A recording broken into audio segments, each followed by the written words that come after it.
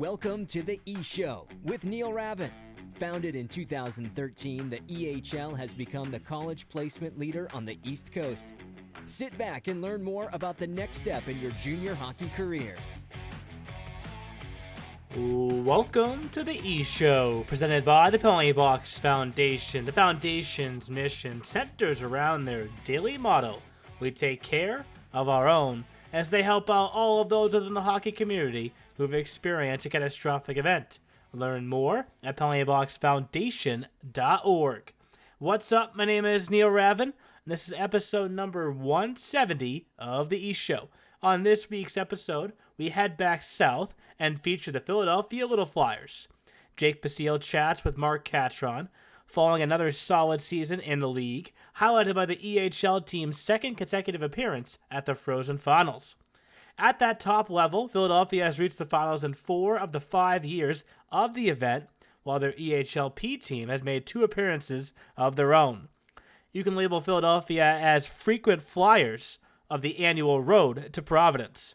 Catron reflects on this past season, as well as the excitement he has over the core group of players that are returning to the program this upcoming year.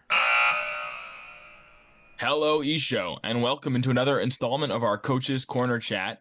We are back to the South with Philadelphia Little Flyers head coach and general manager Mark Catron. He first joined the organization back in the 15-16 season and took on the role of EHL head coach and GM in 2018-19.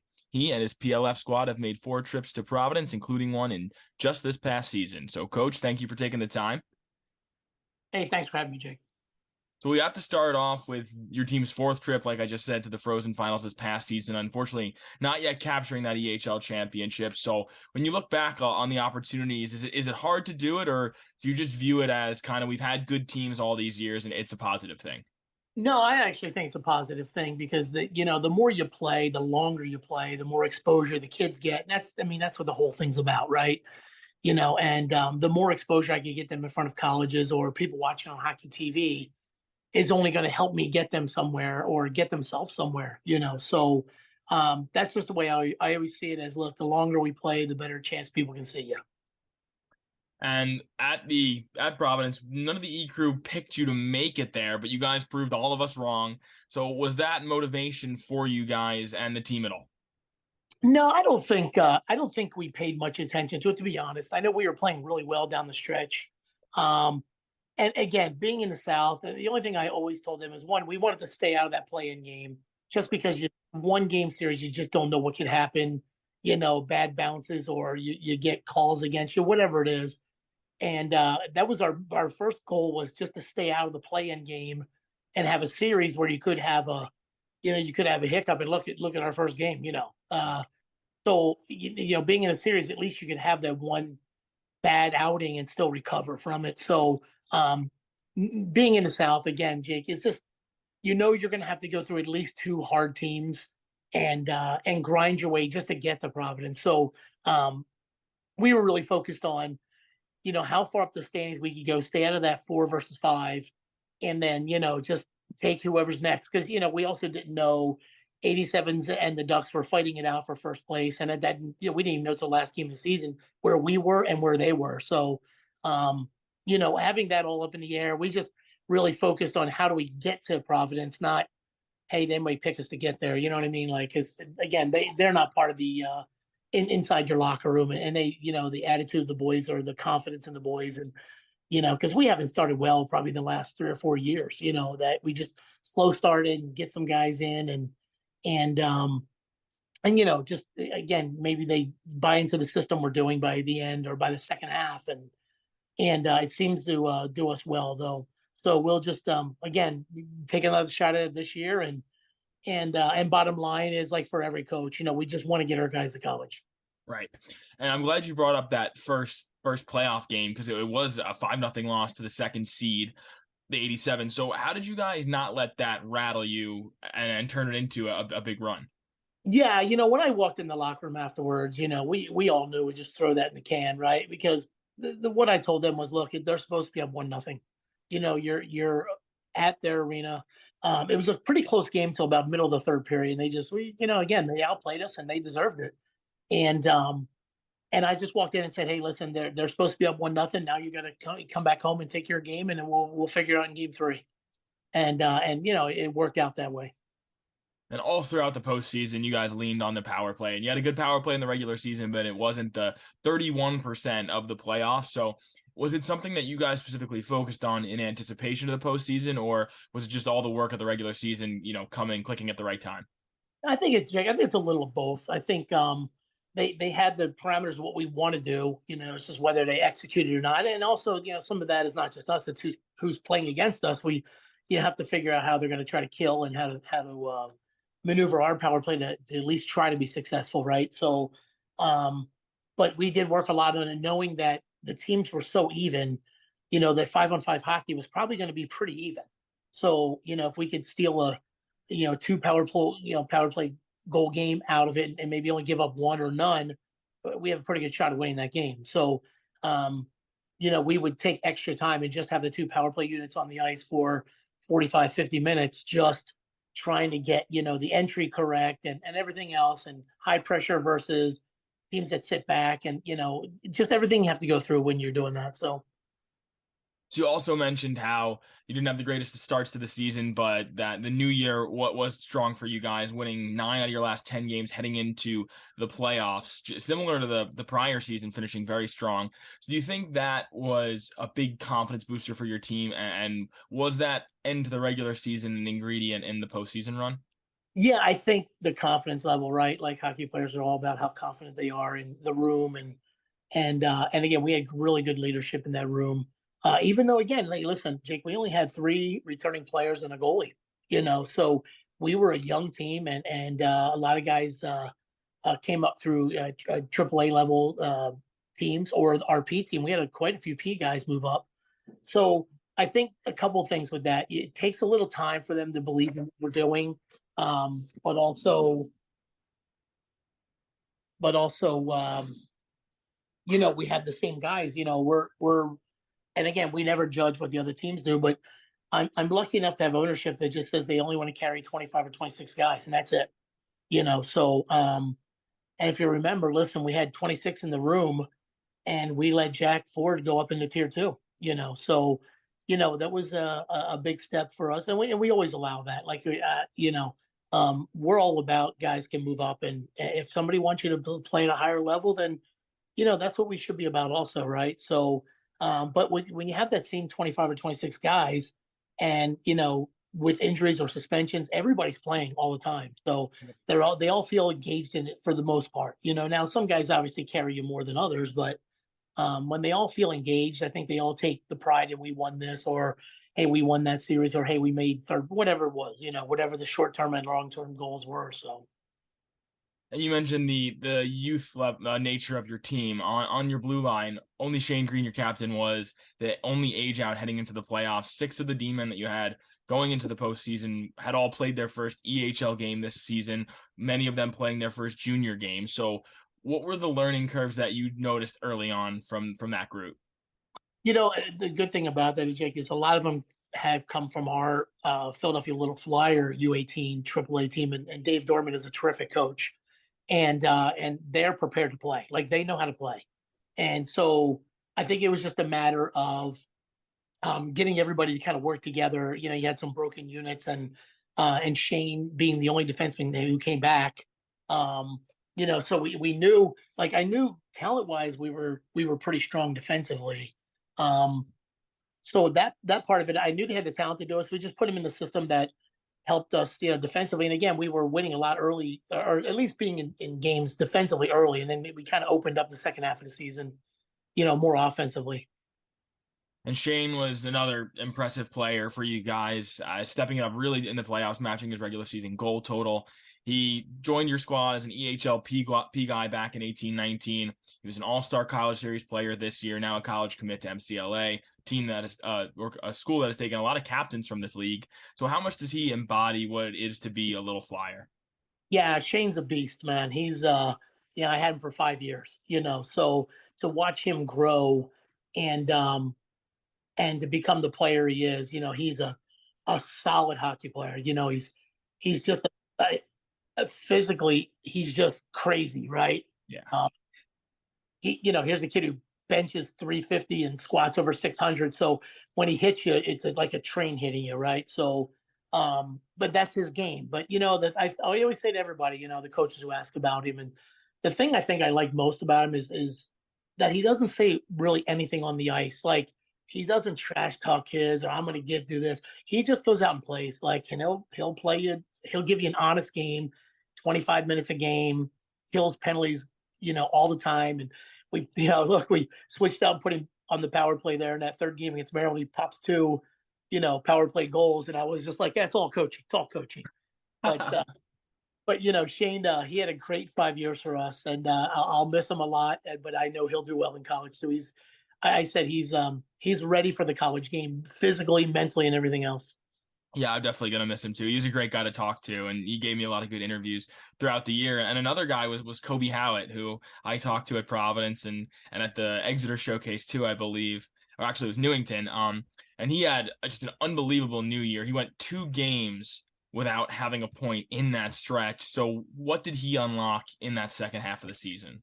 I wish I knew. I said, whatever he did over the Christmas break, we're going to have everybody do this year because he came back and he had like 30 some points and then, Providence, he had points throughout the playoffs and he was just a confident hockey player. And he's, again, another kid who is going to do well in college, is going to go to Plymouth State and they're getting a good one, but, he's a very mature kid. He's always the first one. He and Shane, like when I walked into my locker room every day and you hear 2 voices, it was always Green and Howitt. They're there an hour before everybody, either in the gym again or just there, and that's the kind of leadership that they gave him. But, again, another kid that we'll miss, but whatever he did at Christmas break, I'm going to have to figure out and get a bunch of kids on it for this year because that was a heck of a second half. So with you mentioned it before, how the South Division just so tight and, just avoiding the play-in game. You said you didn't like to focus on a lot of the teams around you. So with all the parity in the South Division, did you feel like you guys weren't thinking about standings much at all throughout the season? No, I think everybody kind of watches, but this year I don't think I wasn't sure what kind of team we had because everybody was so new, right? So we came from Providence the year before and winning the division and everybody going off to college, so it was it was one of those not sure what you have. So it wasn't really, didn't really make sense to kind of follow the standings that hard other than what's in front of me like this week. So, again, knowing that the division is so tight and the coaches are terrific, they're just tremendous, and I have a lot of respect for all of them in our division and JP as well, who's now moved on. But you're going to go in and if you come in and you kind of glide through it, you're going to lose, and it doesn't matter home or away, didn't matter. And we all knew that. All the teams in our division know that. And I'm sure a lot of other divisions feel that same way. But it wasn't like, hey, we can't win at the 87s or, hey, we're at home. We know we're winning against this team. But it's just not true of any of the teams. They come in and 87s have certainly come in and whooped our butt at our home and other teams have. And we've done the same to all the other teams in their ring. So it wasn't about the standings. It was just, again, it was more of just stay out of the 1 game playoff. So anything above 4, I was okay with. Didn't matter because we knew you're going to run into somebody hard. So with all you didn't have the luxury of having a heavy returner team. So you mentioned that. So is it a process to kind of figure out where a player is going to belong? And obviously that's not an instantaneous thing. So do you have a process for figuring out, where a player slots in the lineup or what their role will be? And is it just absolutely random how long that process will take? Yeah, I think you're right. I think it's a random thing. I think, you know what you have with the individuals and some of them, even the pairings, the D coming back are pretty strong. So I feel pretty good about how we were going to look defensively right off the bat. Their quality and they're good players. And then we have enough of the forwards coming back. I think we have a goal scoring touch. It's now what we've recruited and what we've signed and figuring out how that all matches up. And sometimes that can take a while. There's some guys that are European and they're, or guys that are Canadian, and you're just trying to figure out where they played and what they do best, and that's, again, we had one line last year that we left, the Howitt line, because they were just dominating, but the other three lines, we just mixed and matched. It was by week almost, just to figure out how to get, everybody kind of pulling the rope the same way. So we'll get back to this upcoming season towards the end, but I do want to talk about you a little bit. So you've been all over in your career. You've played in Holland and Germany overseas, played in Virginia and Plattsburgh here in the States. So was travel and big, cultural changes like that always something that you just accepted or were comfortable with? Yeah, I think I accepted and was comfortable with. It was started early. I got drafted by the Kitchener Rangers when I was a midget. And, of course, they win the Memorial Cup that year, so I had no chance of making that. So I was only there for a couple of weeks and then called out from Seattle in the Western League of all places for about a month and a half to skate with them and then ended up in the Quebec League in Plattsburgh. So, yeah, it's kind of been a move around thing, but, you get used to it and you know that it's the life you want. So you just kind of, your mind's already set to, all right, where can I go now and how can I at least try to be successful and try to work your way up the ladder, which is, it's a lot harder than people think. You learn any new languages when you were overseas, or was it too short? It was too short. The German's a hard language, man. I would learn phrases to order things, but that was it. You kind of congregate with other like Canadians or Americans that are on other teams, and you find that again, this is I'm an old timer, Jake. This is before internet, before Skype, before cell phones. So, when you're there, you're isolated other than dumping coins into a payphone to call back home. But, so yeah, you kind of get used to it, you move around a lot. And then even after I stopped playing with coaching, I moved around a lot as well. So, Was there any particular place that you just enjoyed the most outside of hockey? anything in Europe was kind of fun, you know what I mean? But, I did like a 20-month stint in South Florida, in between coaching gigs to help somebody open rinks, and that was a lot of fun to live in South Florida for about a half. So when back in the younger days. So as far as coaching goes, you spent a lot of time with the Indiana Ice. You coached their 18s team. You worked with their USHL team. Spent time coaching with their Canadian affiliate in Ontario. So, how much do you credit those years with you finding your coaching identity? It's probably all the credit, Paul Scott and the Simon family, who own the Indiana Ice. I was in Indiana for just different reasons. My wife was from there, so and I kind of got lucked out, and they saw me in the rink, and they asked me to become a skills coach for them. So that's how it started. I was on the ice, working all individual skills with all those players and helping. That time, Charlie Scott was the coach, and then became scouting, and then on the ice running practices and special teams, and then Jeff Blashill was the next coach, and so you got to see how he did things, and you emulate all that. So because look where he took that, right? So, but when you were in Indiana, you did a little bit of everything to help. Everybody kind of did everything, and so you felt part of all of it, and you're working with a lot of D1 guys and pro guys, and it's a cool thing, but you realize, like I tell everybody, they have the same shortcomings as anybody else, that they have to work on their game as well.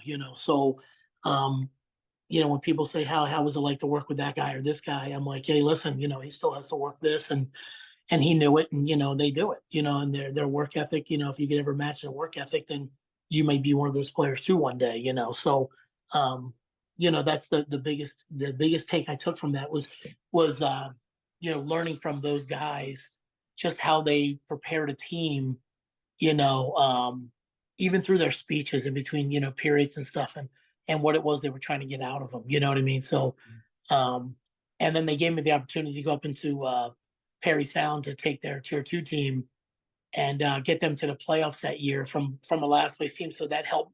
I just took the philosophy used in Indiana there. That's all I did. Mm-hmm. And again, that's when that team, the lease ran out in the arena is what happened. So they ended up going dormant, and that's what ended up putting me back in the East Coast. Yeah. So then it was the Rockets for you. We actually coached a player that you mentioned to me, Matt Brown, who was just recently signed by the Flyers. So how did you end up from youth hockey with the Rockets to the EHL with PLF? So way back in Indiana days, Rocky Russo was also in the USHL in Youngstown, and a guy named Phil Pulley, who you may not remember, Jake, is he owned the Philadelphia Revolution, and he would come out to training camps and look for players that would be cut.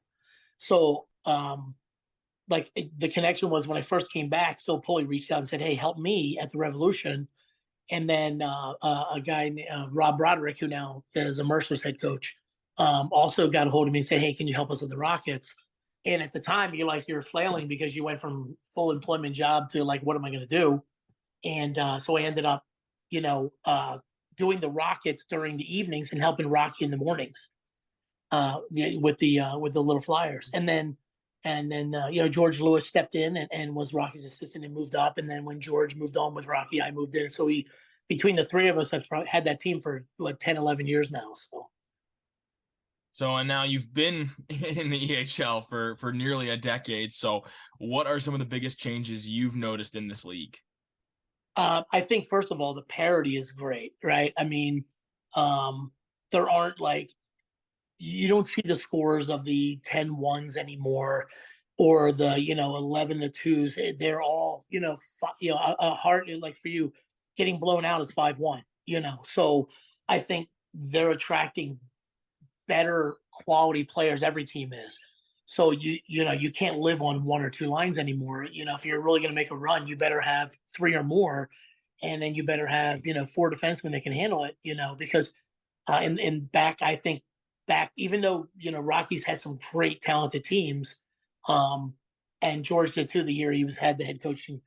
I think right now all the other teams, we've always been lucky and attracted some good players in Philly, like a lot of teams have. The Avs, the Rangers, through the years have had strong teams.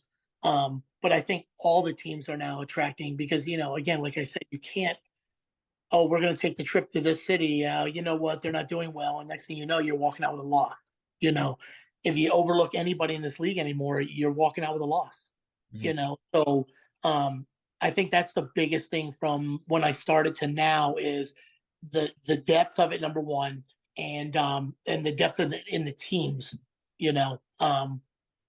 Listen, last year, the new teams that beat us last year, Rhode Island beat us last year, and you would think, you look, an expansion team, they're not going to do well. Heck yeah, they did well. They had good coaches and good leadership. And when Terry stepped in the league, look, he stepped right into the league and was competitive. PhD comes right in competitive, right? Mhm. So, and we expect nothing less this year from the teams coming in. I'm sure they're all going to be competitive, and there's a lot of good hockey players out there that are looking to go to college, and they know that this is a great league to do it. And so as far as the guys for your team this upcoming season that are not going to college, you're going to have a nice amount of returners, including your top scoring defenseman in Jack Costabile and one of your top playoff performers is Christo Walker. So how much of a luxury is it to not only have guys that are coming back that know the systems, know the culture, but these guys could top your score sheet too? Yeah, it's a great feeling right now. Again, we were a little nervous a year ago, what we were going to bring in, what we'd already signed, and what we're going to pick up in August, like everyone does. But I feel Alo does a tremendous job for us. Even though he's really distraught over the Sixers, does a great job for us, helping me get players in here and talking to players, and he just loves it. He loves being a part of it. So we feel much better about at least the start of the upcoming season because we do have a group of guys coming back. Which puts us a little bit ahead of where we were to start last year. Now it's a matter of, the filling in the pieces and having them buy in the same way.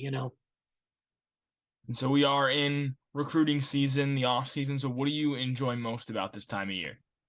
I usually enjoy kind of getting away, going on a cruise or traveling somewhere. This spring, a little different. Spent a lot of time on the couch with a walker and a cane. Um, so, but now it's getting towards summer and I'm, getting around now. So I'm looking forward to what I always do in the summers in my camp. So, yeah, it's a little bit of a different 2 months this year. It was a lot of on the phone from my couch. recruiting versus talking to people like face to face. So you did mention what you normally do, and that is clinics. So you have the Players Edge Hockey School, which you founded back in 1990. Go to a lot of cool places I saw on the schedule, even in past years. Is there any place that you're specifically looking forward to this upcoming year? Yeah, I always love going to Nashville, and this year we're going to go twice. It's fun because the guys can have fun when they're not at the rink. They're at the rink from 7 in the morning till 2 in the afternoon, and then they can blow off a little steam and go and hang out in Nashville. There's a lot of fun things there, but every city is kind of cool. Like we've figured out things now over the years of what to do in each city. So we don't just sit around the hotels anymore. First started we did, but well, maybe I do because I'm old, but they get to run around. So yeah. One last question for you, Coach. We know you're a pretty good athlete in your day, but we hear that you're not the best athlete even in the Catron household. Can you fill us in? Yeah, I'm not even close. Yeah. My wife was an Olympic figure skater, and I always joke around that she's by far the best athlete in our family, and she made a great career of it, and got to run the torch, and it's one of the coolest things I think we own is a torch, Olympic torch, and so she got to see the world doing that, and so we kind of had that same lifestyle, like we were ready to go and travel anywhere, and but I always laughingly say, and they're like, hey, you're always playing. I'm like, you kidding me? This lady traveled 10 times more than I did, and was much more successful than I ever was. Well, we give you plenty of credit, Coach. Thank you so much for spending this time with us, and enjoy this big weekend. Your daughter's getting married. Congratulations. Enjoy that, and hope the recovery process continues to go strong for you. Hey, thanks, Jake. Really appreciate it. Thank you again, Coach. See ya. Thanks for listening to The E-Show. Learn more at easternhockeyleague.org and follow us on Facebook, Twitter, Instagram, and YouTube. Also, be sure to subscribe and get notified when next week's podcast is released.